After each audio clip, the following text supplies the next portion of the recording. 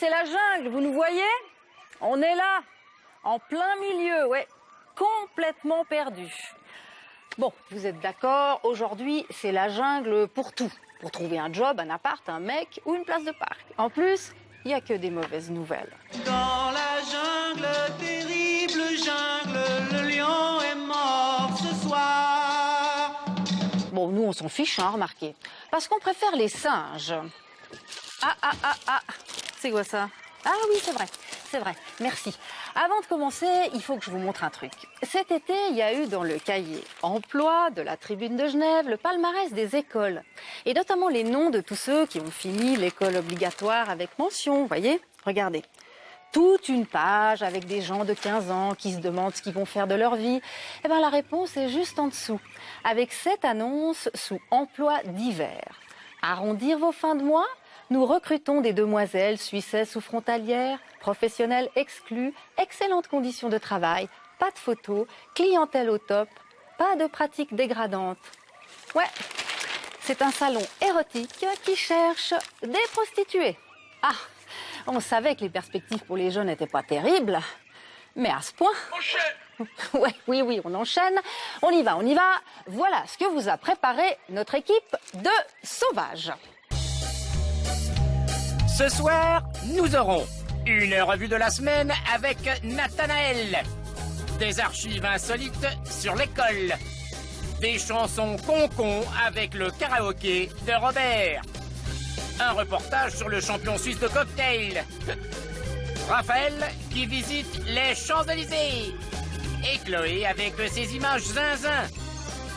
Restez faire les singes avec nous. Et on commence par notre revue d'actualité. Les dernières semaines, les nouvelles ont été comme toujours. Sympas, heureuses, pleines de poésie, détendues, sportives, comme Nathanaël Rochat. Comme son prénom est trop long, chez nous, il s'appelle Nat-Nat. Nat-Nat. Ouais, ça veut rien dire, mais c'est pour ça qu'on aime bien, nous. Cet été, j'ai essayé de m'intéresser aux Jeux Olympiques. Je suis pas très sport, mais j'ai fait un effort. Commençons par le début. Il y a la cérémonie d'ouverture avec le défilé des délégations. La moitié des pays, c'est des noms qu'on leur a inventés, des îles au milieu du Pacifique qui, en ce qui me concerne, peuvent bien couler. Donc, pendant le défilé, chaque pays il a son nom marqué sur une pancarte. Par exemple, pour des pays démocratiques comme la France, c'est marqué « France » sur la pancarte. Mais il faut commencer à se méfier, c'est quand c'est marqué « République démocratique of Ouzbékistan ». Et là, s'ils se sentent obligés de mettre démocratique sur la pancarte, faut se méfier. Par exemple, pour Macédoine, c'était marqué ancienne République de Yougoslavie de Macédoine. C'est bon, on va pas mettre toute l'histoire du pays sur la pancarte parce qu'on n'a pas terminé, quoi. Vous prenez la natation, par exemple, il y a beaucoup trop de catégories, je veux dire. Ils font 50, 100 mètres, 200 mètres, 400 mètres, 800 mètres, 1500 mètres, 10 km. Ils font sur le dos, à plat ventre, style libre, 4 nages. Ils ont qu'à prendre ce qui va le plus vite, quoi. Je veux dire, l'athlétisme, par exemple, le 100 mètres. Si quelqu'un veut le faire à reculons, on va pas chasser de côté, on va pas l'en empêcher, mais on va pas faire des nouvelles catégories non plus, ça suffit. Et puis me lancez pas sur le décathlon, quoi. C'est quoi ça? Ils font les mêmes épreuves que les autres, mais en moins bien. Wow, intéressant, quoi. La lutte gréco-romaine. Il paraît que ça intéresse plus les jeunes. Je me demande pourquoi. Je crois qu'il y a un indice dans le nom. Gréco-romaine. Bon. Et puis les médailles, parce qu'évidemment avec les Jeux Olympiques, il y a aussi la fièvre patriotique. Alors presque pas de médaille suisse, mais il y avait les Jurassiens qui se la pétaient parce qu'ils ont fait une médaille. Ils disaient, vous avez vu, on a fait la médaille d'or en équitation. Non, vous avez rien fait, vous étiez assis devant la télé, quoi. Une victoire qui a un parfum de revanche pour des Jurassiens qui se sentent souvent dénigrés par le reste de la Suisse. On se demande pourquoi. Steve est là, le champion est là. Médaille d'or, la classe, un copain. Ça signifie énormément parce que c'est la reconnaissance qu'un petit canton dit périphérique, avec souvent tout ce qu'on lui reproche, il a les qualités d'un champion. Comme le Steve, le canton a ses qualités. Il fallait entendre la récupération politique de cette médaille d'or par les autorités jurassiennes, à entendre la ministre des Sports, il y avait tout le canton qui était sur ce cheval, même elle, je veux dire. Pauvre bête, quoi. Non, mais je plaisante. C'est sûr que les Vaudois, on est un petit peu jaloux. C'est pas avec Wawrinka qu'on a souvent l'occasion de faire la fête. La magie des JO, évidemment, assombrie par des affaires de dopage. La championne olympique du lancer du poids, la Biélorusse, je sais plus comment elle s'appelait, Ostapchuk, je sais plus son prénom, Tatiana, Olga ou Natalia, je veux dire, il tourne avec 5 prénoms dans ces pays. Elle a été contrôlée positive aux anabolisants. Bon, déjà, les officiels, ils se méfiaient. Il y avait plusieurs indices. Lanceuse de poids, biélorusse. Quand ils ont prélevé l'échantillon d'urine pour remplir le gobelet, elle est restée debout. Alors, elle doit rendre sa médaille. Tu parles, en Biélorussie, ils l'ont déjà fondue pour faire des dents en or. Moi, je comprends pas qu'on soit prêt à tout pour une médaille d'or olympique. Je veux dire, qu'est-ce que tu préfères dans la vie, une médaille d'or au lancer du poids ou avoir l'air normal? Enfin, je vais arrêter les frais. Moi, j'ai du mal, personnellement, à m'enflammer pour le sport, les Jeux Olympiques. Je suis pas comme Pierre-Alain Dupuis. Alors lui, il était très enthousiaste. Visiblement, on n'a pas vu les mêmes jeux. Hein. Je trouve qu'on a vécu une quinzaine extraordinaire. Il y a des barrières qui sont tombées à Londres. Notamment, on a permis à un paraplégique de courir. Ouais, c'est ça, Pierre-Alain. Puis après, il y a ton réveil qui a sonné. Hein. Bon, allez, bonne soirée, bonne nuit.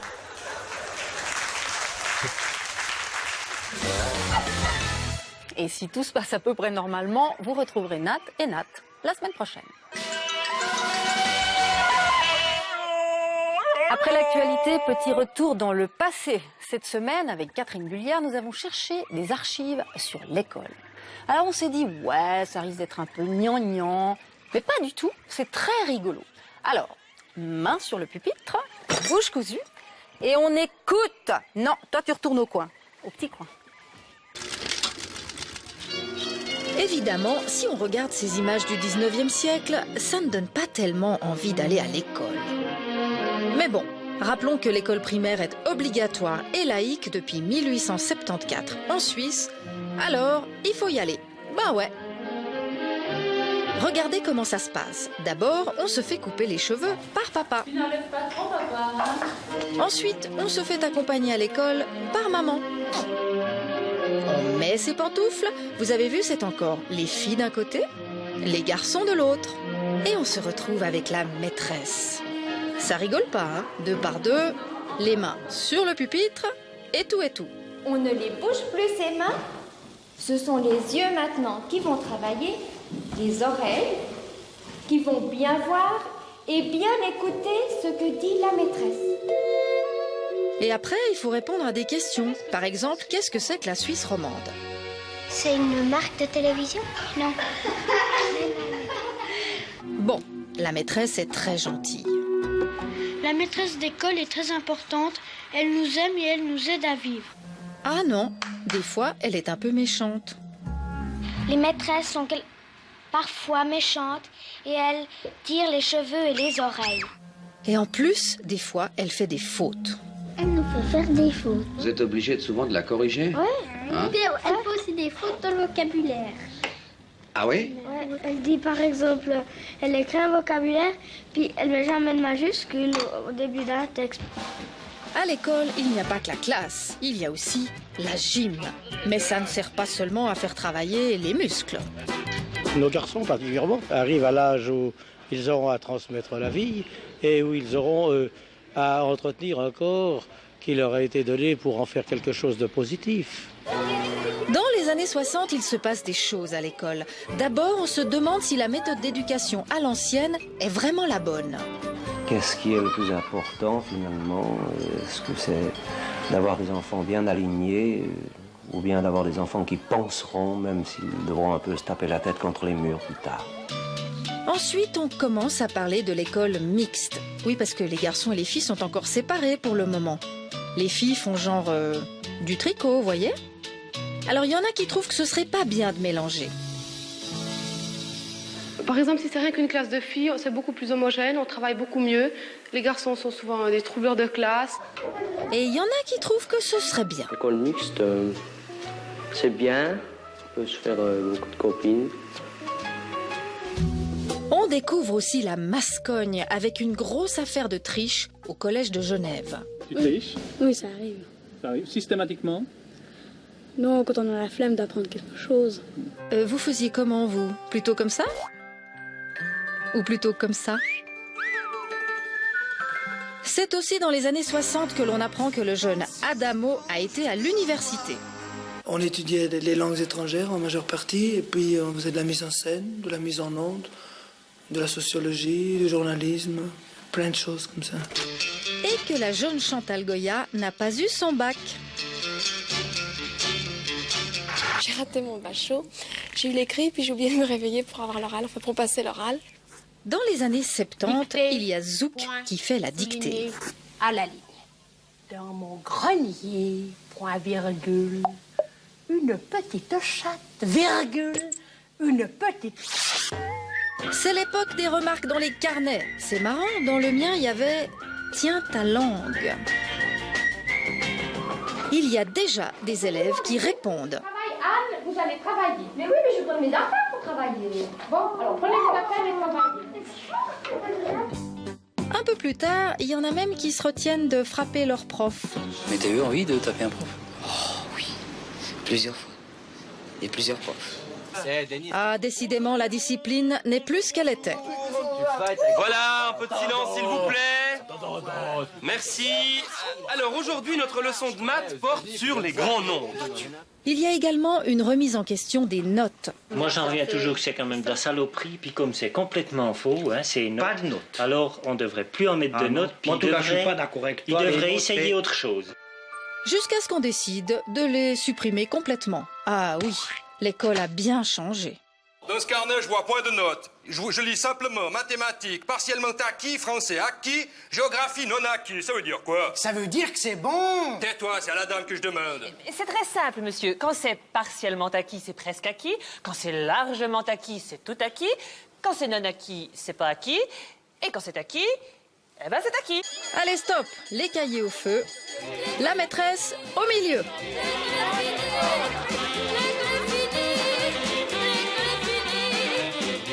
Oui, il y a aussi plein de chansons sur l'école. Des cucus, des concons, des révolutionnaires. Et pour ça, nous avons besoin d'un spécialiste. Il fut un brillant élève, mais c'est un cancre dans le domaine vestimentaire. Mesdames et messieurs, Robert Sando avec sa chemise vintage et son karaoké concon. On veut Robert.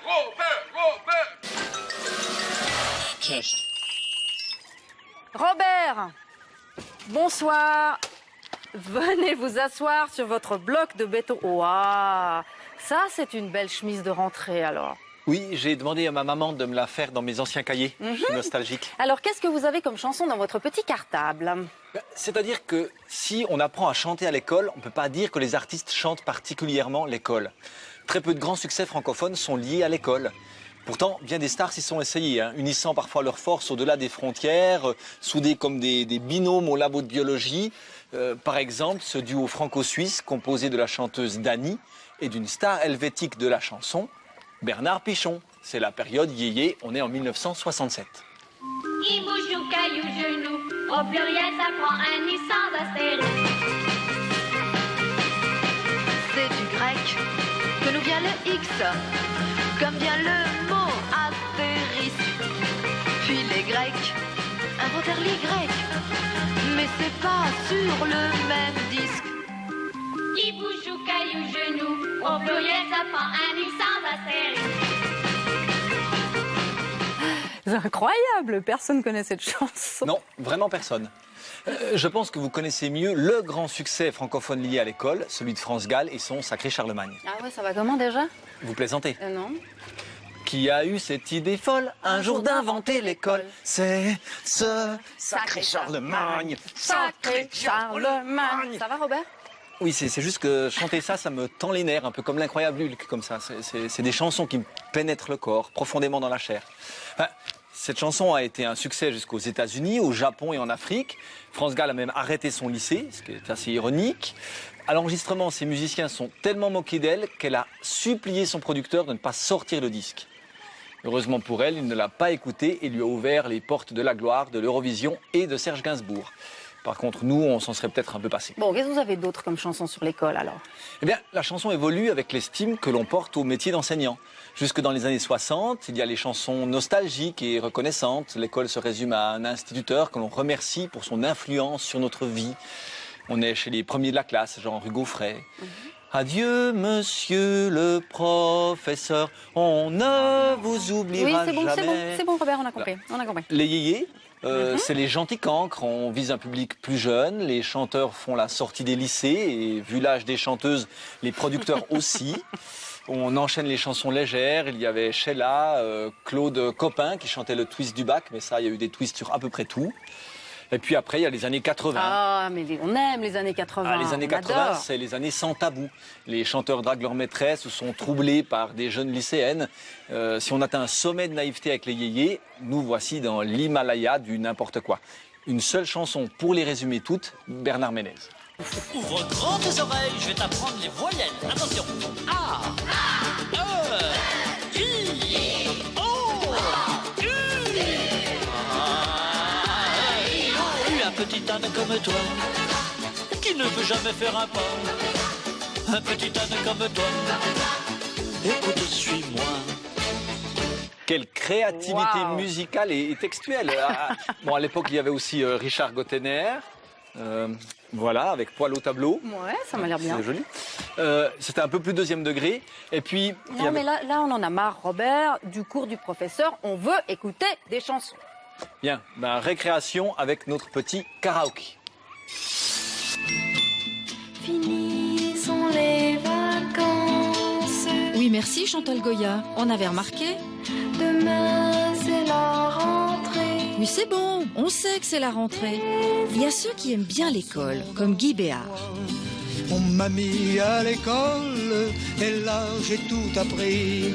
Il y a Bourvil, qui aime bien le maître. Monsieur le maître d'école, moi je me souviens encore de vous. Joujou, genou, caillou, bijou. Et il y a ceux qui aiment bien la maîtresse, le petit Richard Gottener. La maîtresse est drôlement belle, j'ai dessiné sa photo. Mais si j'avais des jumelles, j'y verrais mieux les lolos. Quand elle casse la craie sur le tableau, dès qu'elle croise ses gens sous le bureau, maîtresse, oh ma maîtresse, ne touche pas à... Et après Émile et Images, il y a celui qui aime une élève. Je te réponds, ma lycéenne, moi qui ne suis plus lycéen. Tu veux quelqu'un qui te comprenne? Je te comprends, je sais au moins. Il y a ceux qui aiment les bêtises. À l'école, tagadagada, qu'on apprend des bêtises. C'est à l'école, tagadagada, qu'on apprend des bêtises. Exactement. Le grand Dédé, poil poilonné, devant toute la classe, monte au tableau, poil poilonneau, pour faire des grimaces. Enfin, il y a celui qui aime la cantine. Bon, c'est Carlos. Je préfère manger à la cantine avec mes copains et mes copines. Et même si la viande est dure comme du caoutchouc, au moins je suis sûr de rigoler un bon coup. Après, il y a beaucoup de chanteurs ou chanteuses qui n'aiment pas tellement l'école. Qui a eu cette idée folle un jour d'inventer l'école? Qui a eu cette idée folle un jour d'inventer l'école? C'est ce sacré Charlemagne, sacré Charlemagne. Dans les traumatisés graves, il y a le jeune Christophe. Les dimanches, Si mes oreilles sont longues, c'est parce qu'un imbécile un jour s'est amusé, alors tirez dessus. Si mes doigts n'ont plus d'ongles, c'est parce qu'un imbécile un jour s'est amusé, alors tapez dessus. Renaud n'est pas très fan de l'école non plus. Il n'y enverra ni son pote Pierrot. T'iras pas à l'école, je t'apprendrai des gros mots. On jouera au football, on ira au bistrot. Ni sa fille Lolita.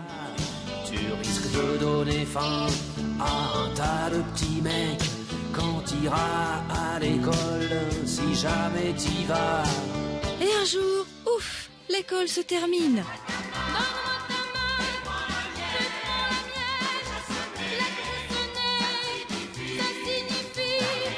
la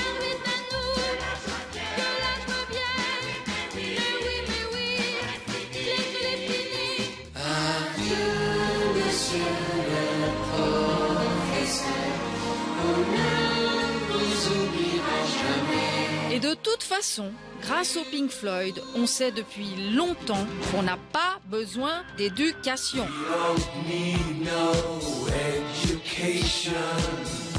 Alors, les profs, laissez les enfants tranquilles. Finalement, c'est juste une autre brique dans le mur. Alors stop, fin de la récré. On le voit, les Anglais ont le sens de la contestation. Nous, on a Sheila pour dire que l'école est finie. Eux, ils ont Alice Cooper et ça ressemble à ça.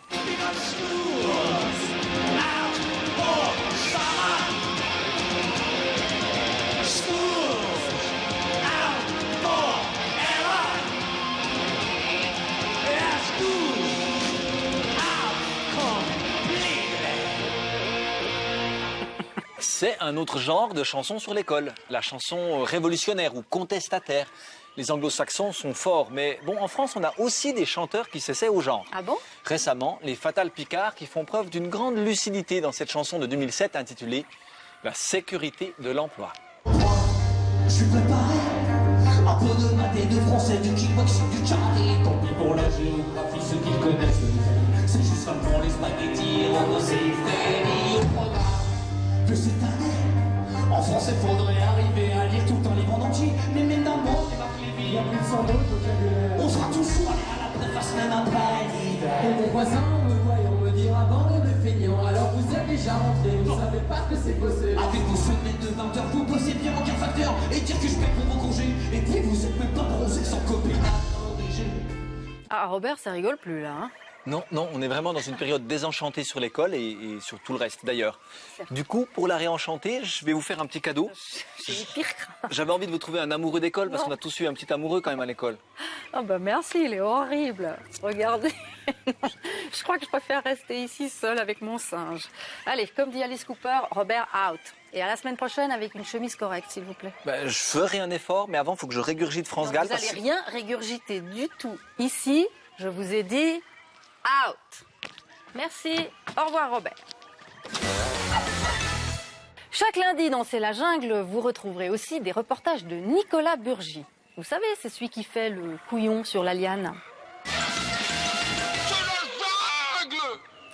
Donc, Nicolas Burgy rencontre des gens quelque part en Suisse romande et fait leur portrait. Cette semaine, pour vous offrir encore un peu d'ambiance vacances, il est allé voir le champion suisse de cocktail. Un Genevois qui a même participé au championnat du monde. Bon, je vous rassure, Nicolas n'en a goûté qu'un, de cocktail. Enfin, c'est ce qu'il nous a dit. Bonsoir, je suis au bar, oui, vous me direz que oui. Mais je suis au bar quand même et j'y suis professionnellement. Et ça, c'est important. J'y suis parce que ici, il y a le meilleur barman de Suisse qui peut-être, dans quelques jours, sera le meilleur barman du monde. Allez, Rio? Bonsoir, Nicolas. Comment tu vas? Très bien, et toi? Tu me fais quelque chose de bon? Pour faire des cocktails, il faut savoir les classiques et il faut savoir innover. Du pamplemousse frais, on va écraser. Le palais de nous tous évolue. On avait un palais beaucoup plus sensible à des choses amères, à des choses très sèches, des choses très puissantes, très fortes en bouche. 2 belles cuillères de sucre blanc. Mais c'est un truc pour gamin, ça. Ça va venir, ça va venir. Ah bon? L'arrivée de toutes ces capacités à utiliser des fruits exotiques et des fruits frais dans le domaine du bar tend vers la douceur et surtout le fruité. À ceci, une petite liqueur de fleurs de sureau, 1,5 centilitres. Pilez-le tout pour faire sortir les extraits de basilic. Quelle est la différence entre un barman et un bartender? Le bartender est à la cuisine, ce qu'est le chef est à une brigade. Et on va utiliser le Havana 3 ans, qui est un rhum qui se marie parfaitement avec les agrumes. Le bartender est la personne qui invente, crée, essaie de faire passer une idée. Et le barman est la personne qui réalise, on va dire, qui produit, un peu plus simplement, exécute. Je suis entièrement d'accord. Il y a une notion chez un bartender qui est la mixologie, qui est quand même très très importante. Quoi? La mixologie. On va comparer ça un petit peu à des personnes qui sont à la recherche de saveurs, c'est ce qu'on essaie de faire. On va utiliser un magnifique twist de pamplemousse frais qu'on va exprimer sur le dessus. Une paille la plus discrète possible pour ne pas trop dénaturer le verre. Et voilà, santé Nicolas. Merci. j'ai cru qu'un grand barman qui gagnait un concours, c'était un type qui savait jongler, faire le malin avec des shakers et des bouteilles. Eh oui, allons-y. Attends, je m'écarte. Hein. Ça, ce n'est qu'un plus, et ce n'est pas notre philosophie. Ça peut l'être pour d'autres établissements, mais en tout cas, nous, c'est pas vraiment ce qu'on recherche.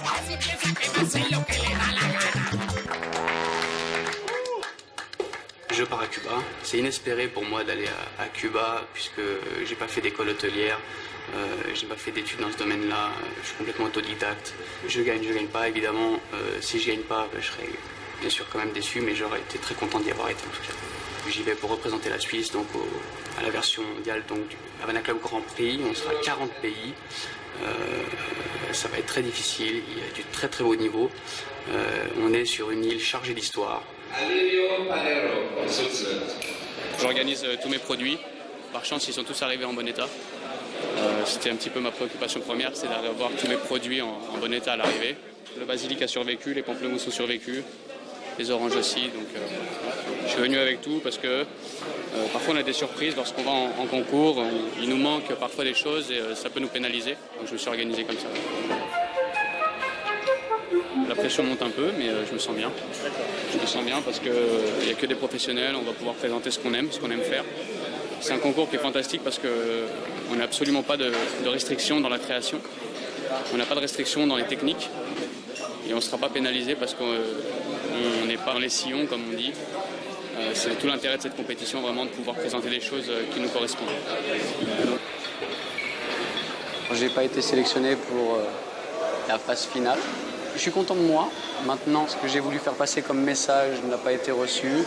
C'est possible. C'est toujours délicat lorsqu'on est face à un jury de cerner exactement les attentes d'un jury parce qu'on découvre le jury toujours au dernier moment et que c'est vraiment la particularité de toutes les compétitions dans notre domaine, c'est de pouvoir séduire le jury. L'interaction est très importante, mais les cocktails que l'on présente aussi. Est-ce qu'ils étaient dans l'attente d'autre chose? Je pense. Et pour nous, barman, la première chose qu'on vient chercher ici à La Havane, c'est toute cette histoire et toute cette culture cubaine. C'est une des plus belles choses qui soit. J'ai passé une semaine extraordinaire. Le métier, malheureusement, s'est déprofessionnalisé pendant un moment. On est en train de vivre aujourd'hui avec une nouvelle génération de barman. Qu'est-ce que vous aimez boire? Des petits punchs. Bon, vous aimez le rhum? Vous aimez le citron? Un petit peu. Vous aimez le sucre? D'accord. Vous aimez les vacances? Vous aimez les vacances? C'est pas mal ça. Est-ce que vous aimez la passion? Généralement, on aime la passion. D'accord. On forme des personnes. On ne peut pas former les gens n'importe comment. On prend notre temps et dans le choix de ces personnes-là, parce qu'on peut vraiment s'assurer que ces personnes-là sont très très motivées, parce que c'est un métier qui demande un certain nombre de sacrifices. C'est pas toujours simple. Les horaires en l'occurrence et la vie de famille de par ce fait.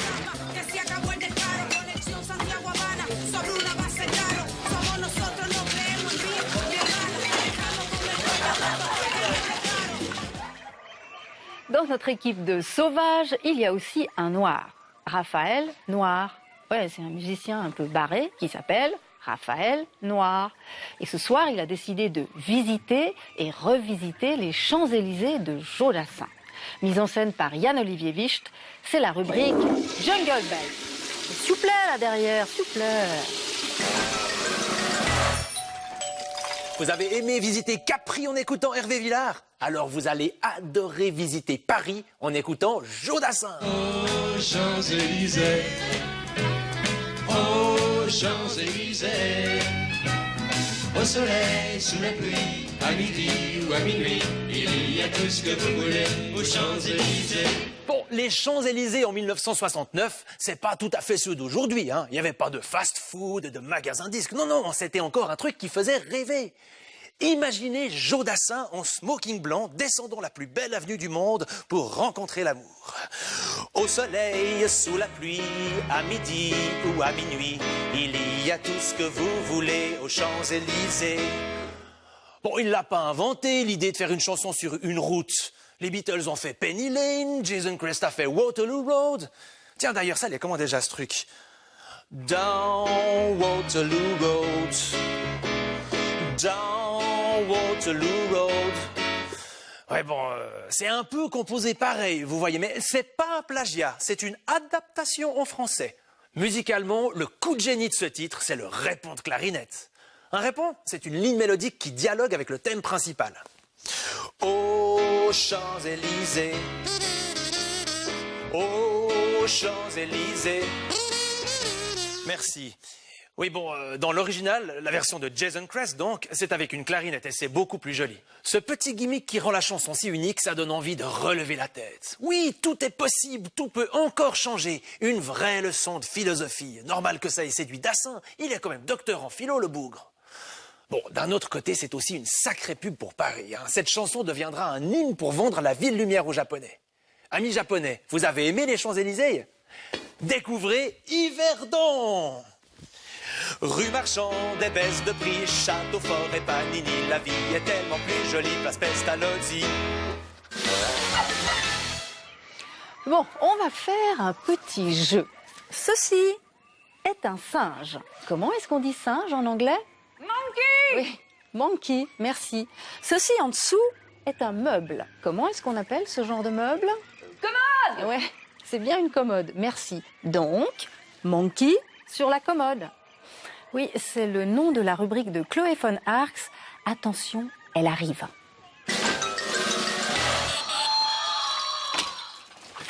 Et si on passait au cours du soir? Bonsoir Chloé. Bonsoir maîtresse. Non. Bonsoir Monkey. Non, Chloé, c'est ici. Ici. Voilà. Alors Chloé, c'est quoi la tendance cette semaine? La tendance, c'est la rentrée. Et qui dit rentrée, dit les filles retrouvent les garçons, vice-versa et réciproquement. Alors les petits moustachus prépubères, on n'est pas content de retrouver ses petites copines? Ça dépend, je trouve qu'il y en a des gentilles filles, d'autres qui sont bêtes. Des filles de 13 ans jouent encore à la poupée, tandis que des filles de 15 ans, c'est complètement fini cette histoire. C'est complètement fini cette histoire. Ok les petits gars, c'est pas gagné. Bon, et vous les filles, vous allez jouer avec qui? Les filles, elles ne s'entendent pas, elles se brouillent, elles sont jalouses. Puis on ne peut pas avoir des discussions comme avec des garçons. C'est plus intéressant quand il y a des garçons. Ils sont beaucoup plus brutaux que les filles. Oui, c'est justement ça qui met de l'ambiance, je trouve. Et puis, ils ne pleurent pas toujours pour rien. Surtout, ils ne font pas beaucoup de cachotterie comme les filles. Ouais. Donc, si je résume, les filles et les garçons préfèrent jouer avec les garçons. Bah, choisir entre une brute et une chipie, la brute l'emporte. C'est sûr que c'est moins fourbe, la brute. Mais ça fait mal. Des fois, ça vient tragique parce qu'il y a les garçons qui se tapent dessus. Pour une simple fille. Pour une simple fille? Une simple fille, si c'est pas mignon, ça. Tu sais ce qu'elle te dit, la simple fille? Ben, au même âge que nous, donc, il me semble qu'ils sont moins évolués. Ils sont un peu... Je suis pas une femme qui sont plus bêtes. Enfin, c'est le mot que je dois dire parce que c'est ce que je ressens, quoi. Ah oui, c'est ce que tu ressens. C'est l'adolescence aussi. Mais ne vous inquiétez pas, ce sera beaucoup mieux en grandissant. Ou pas. Mais laissons ce petit monde se sentir les fesses dans la cour et passons en cours d'histoire. On dit que les jeunes d'aujourd'hui ne savent plus rien. Mais vous inquiétez pas, hein, on dit ça à chaque génération. Pour preuve, voici une petite vidéo d'un journaliste qui pose quelques questions à des étudiants. On est en 1960 et c'est juste 15 ans après la guerre. Peux-tu me dire qui était Göring? Non. Goebbels? Non plus. Himmler? Non plus. Qui sait ce qu'était Stalingrad?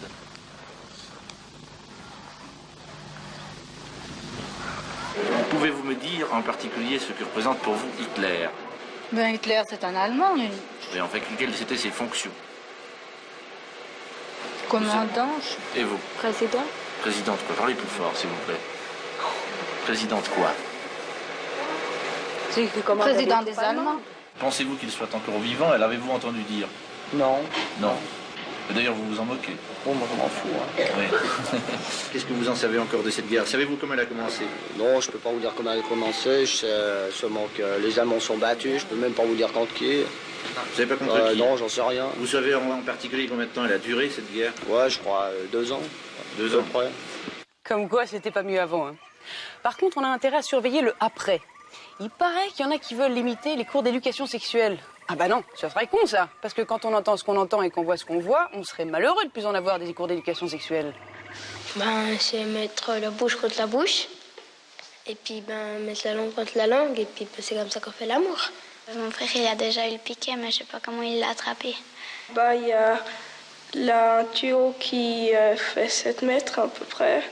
puis qui traverse, qui est entourbillonné. Et puis après, l'endroit où on met l'enfant. Et puis après, il y a le pénis en bas. Il faut faire glisser la couille, le sexe dans la fille, et après les spermatozoïdes ils rentrent et après ils font le bébé. Eh ben c'est ça ma couille. Aussi, pendant les cours que vous aurez cette année, soyez bien attentifs. Ce serait dommage de rater les examens. Le cerveau a des capacités tellement étonnantes qu'aujourd'hui pratiquement tout le monde en a un. Je suis pas si sûre. Ouais, pas si sûr. Et puis la rentrée, dans 10 ans, vous serez bien content de l'avoir faite. Alors évitez les excuses bidons pour ne pas la faire. Bonjour, vous êtes bien sur le répondeur de l'école de votre enfant. Dans le but de mieux répondre à vos besoins et de vous permettre de parler à la bonne personne, nous vous prions d'écouter le menu suivant avant de faire votre sélection. Pour mentir au sujet de l'absence de votre enfant, faites le 1.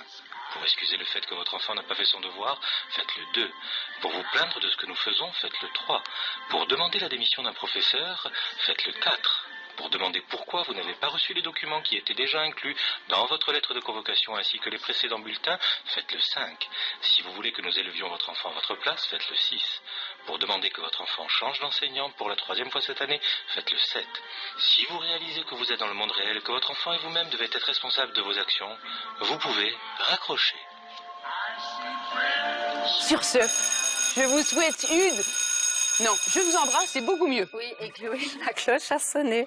Bye bye. Bon, c'est tout court. Hein. À la semaine prochaine. Tu viens avec moi, au revoir. Au revoir. Au revoir. Dis au revoir, la dame.